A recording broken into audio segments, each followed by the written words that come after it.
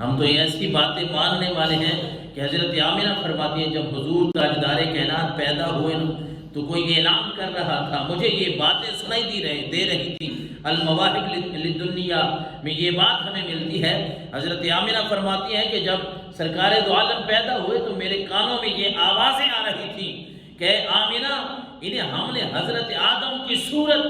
حضرت شیس کی معرفت، حضرت نوح کی شجاعت، حضرت ابراہیم کی خلت،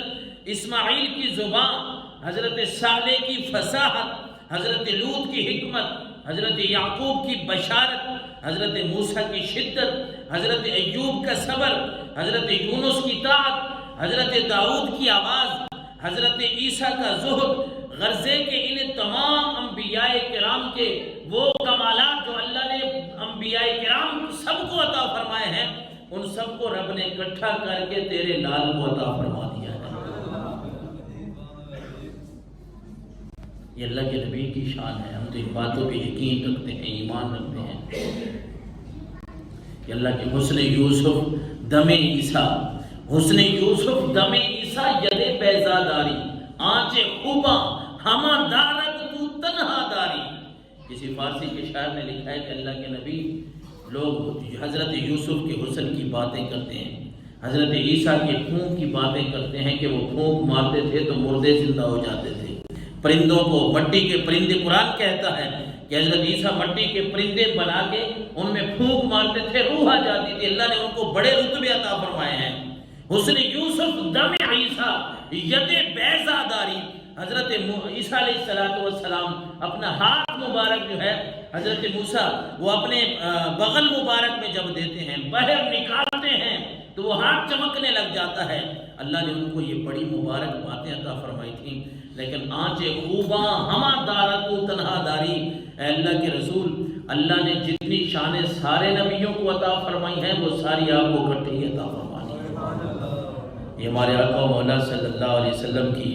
یہ پیدائش کا تذکرہ، یہ رفعتوں کا تذکرہ، یہ ہم ایسے نہیں کرتے، بلکہ وہ جس طرح وہ آپ نعت سنتے رہتے ہیں، کتنے خوبصورت اس میں جملے ہیں کہ سب سے اولا و اعلیٰ ہمارا نبی، سب سے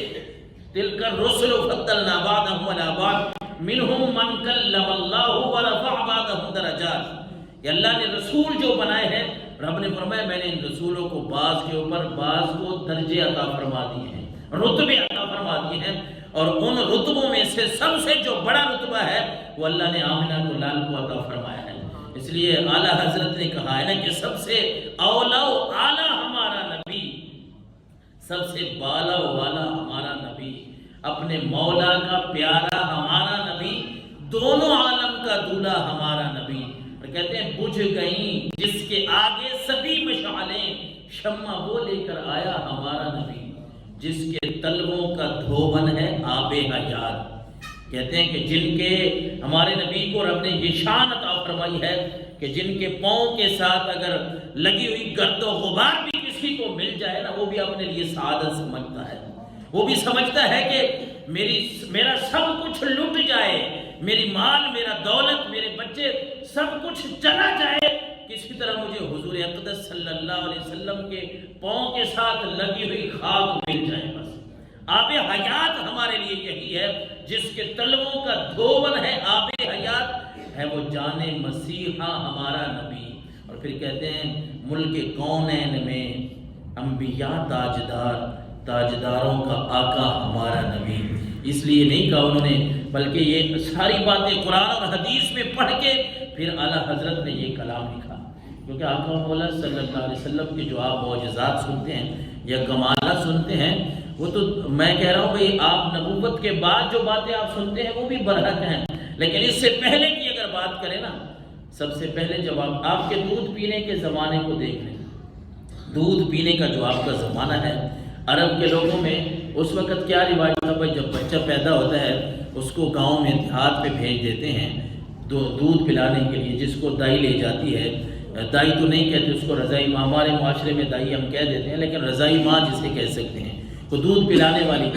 عورتیں آتی تھیں گاؤں سے، دیہات سے شہر میں، اور آ کے پوچھتی تھی کس کا بچہ ہوا۔ پتہ ہوتا ہے عورتوں کو، ایسی عورتوں کو ان کا اپنا ایک شعبہ تھا، ایک طریقہ تھا، وہ آتی بھائی اس گھر بچہ پیدا ہوا، وہ پھر آ کے کہتی تھی کہ ہمیں یہ بچہ دے دیں، ہم لے جاتی ہیں،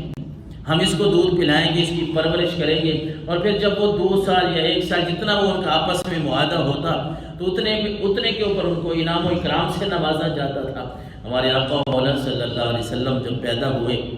آپ کو اپنی والدہ نے دودھ پلایا، حضرت سویبہ ایک نام ملتا ہے، انہوں نے دودھ پلایا، اور پھر اس کے بعد جب وہ بیویاں آئیں نا بچے لینے کے لیے، انہوں نے جب دیکھا نا کہ یہ تو عبداللہ کے گھر بیٹا پیدا ہوا ہے، لیکن عبداللہ اس دنیا میں رہے نہیں ہیں، چونکہ آپ صلی اللہ علیہ وسلم کی پیدائش سے پہلے ہی آپ کے والد محترم جو ہے وہ اس دنیا سے چلے گئے، تو باقی بیویوں نے سوچا یہ تو یتیم ہے، اگر بچہ لے بھی گئی ہم گھر لے جائیں گے، اس کی پرورش کریں گے، اس کی ماں کے پاس پتہ نہیں کچھ ہوگا کہ نہیں، وہ ہمیں انعام و اکرام سے کیا نوازیں گی، ہمیں کیا ملے گا۔ لیکن یہ سعادت، کچھ ایسی باتیں بھی ہوتی ہیں نا جو اللہ تعالیٰ کی طرف سے بندے کے لیے تحفہ ہوتی ہیں، تو ان کے کسی کے قسمت میں نہیں تھا یہ سعادت، اور یہ تحفہ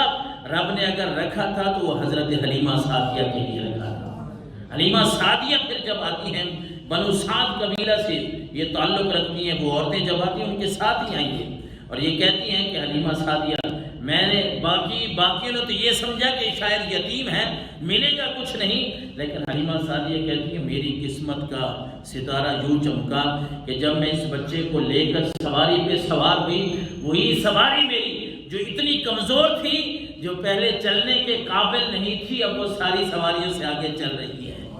یہ نبی تو وہ مبعوث ہو چکے ہیں کہ جن کی نبوت کے بعد کے جو اعلانات ہیں وہ تو اپنی جگہ پہ، میں تو اس نبی کی بات کر رہا ہوں جس کے تذکرے رب نے جب سے حضرت آدم بنے، جب سے اللہ نے اس کائنات کو بنایا، رب نے اس نبی کے تذکرے بھی بیان فرمائے ہیں، اور رب نے اس کو شانوں سے بھی نوازا ہے،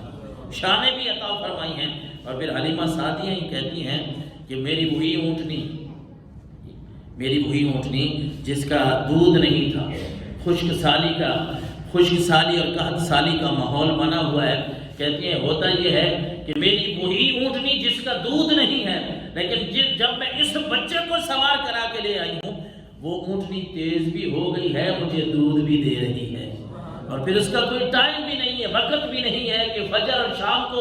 جانور کھاتے ہیں، چارہ کھاتے ہیں تو اس کے بعد ہی وہ دودھ ان کو اترتا ہے، لیکن کہتی ہے میری اونٹنی کا کوئی ماحول ہی اور تھا۔ یہ میرا بچہ جب بڑا ہوتا ہے، میرے گھر میں بکریاں ہیں، کہتی ہے جب سے یہ بچہ آیا ہے تو پھر ہوا یوں ہے کہ اس بچے کی برکت میرے گھر میں یہ ہوئی کہ میری بکریاں، سارے علاقے کی بکریاں جو ہیں وہ ایک ہی جگہ پہ چلتی ہیں، میری بھی بکریاں وہاں ہیں، باقی کسی وقت کا میں کہہ رہا ہوں قحط سالی کا زمانہ ہے، لیکن کہتی ہیں برکتیں رب نے ایسی نازل فرمائی ہیں کہ باقی لوگوں کی بکریوں کے تھنوں میں دودھ نہیں ہے، میرے گھر میں دودھ ختم ہونے کا نام ہی نہیں لیتا۔ سرکار دو عالم صلی اللہ علیہ وسلم کو رب نے یہ شانیں عطا فرمائی ہیں۔ ایک دفعہ نا مکہ مکرمہ میں قحط سالی ہوئی نا، تو آپ صلی اللہ علیہ وسلم کی اس وقت بچپن کا زمانہ ہے، آپ کے والد محترم کے بعد آپ کی پرورش جو ہے آپ کے دادا نے کی، حضرت عبدالمطلب نے۔ حضرت عبدالمطلب جو ہے وہ 2 سال کر سکے، پھر اس کے بعد وہ بھی وفات پا گئے، پھر آپ کے چچا حضرت ابو طالب آپ کی کفالت کرتے رہے۔ مکہ میں قحط سالی ہے، ایک بندے نے کہا، وہ بتوں کی پوجا کرنے والا تھا، اس نے کہا یار وہ لات و عزا اور منات بتوں کے نام ہیں ان کے خداؤں کے، لات، عزا، منات، تو انہوں نے آپس میں مشورہ کیا کہ قحط سالی زیادہ بڑھ گئی ہے، یہ کرتے ہیں کہ اپنے بتوں سے جا کے التجا کرتے ہیں۔ کسی نے کہا وہ چلتے ہیں، مشورہ کرتے ہیں ایک دوسرے کے ساتھ، سارے اکٹھے ہو کے اپنے بت خانے جاتے ہیں، لات کو کہتے ہیں، عزا کو کہتے ہیں، منات کو کہتے ہیں، جب ان سے